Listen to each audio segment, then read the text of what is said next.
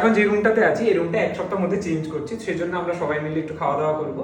তো আমি এখানে দু রকমের মাংস রান্না করছি, একটা হচ্ছে চিকেন মানে মুরগির মাংস, আর একটা হচ্ছে হাঁসের মাংস।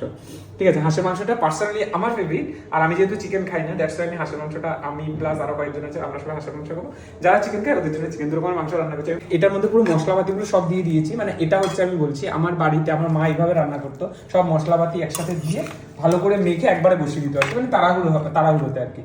এই হাঁসের মাংসটার মধ্যে আমি সেমই করেছি, সব মশলাপাতিগুলো একসাথে দিয়ে দিয়েছি, দিয়ে ভালো করে এখন মেখে নেবো।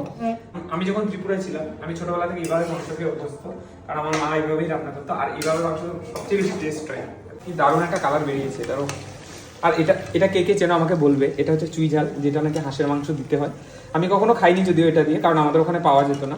তো আমি আজকে ফার্স্ট টাইম ট্রাই করছি চুই ঝাল। কেউ যদি আগে খেয়ে থাকো একবার কমেন্টে জানিও যে কারা কারা খেয়েছো আগে চুই ঝাল দিয়ে হাঁসের মাংস।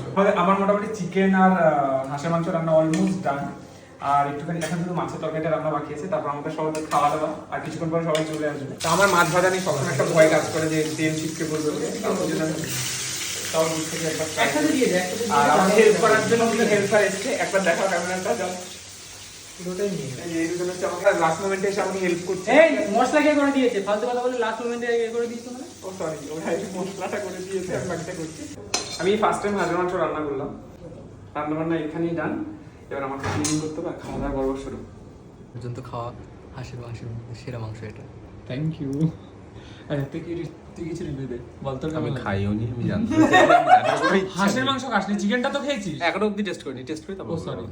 তো খাওয়া দাওয়া শেষ করে আমরা সবাই ঘুরতে বেরিয়ে গেছিলাম। আর তোমরা কোথায় কোথায় ঠাকুর দেখেছো কমেন্ট বক্সে অবশ্যই জানিও। বাই।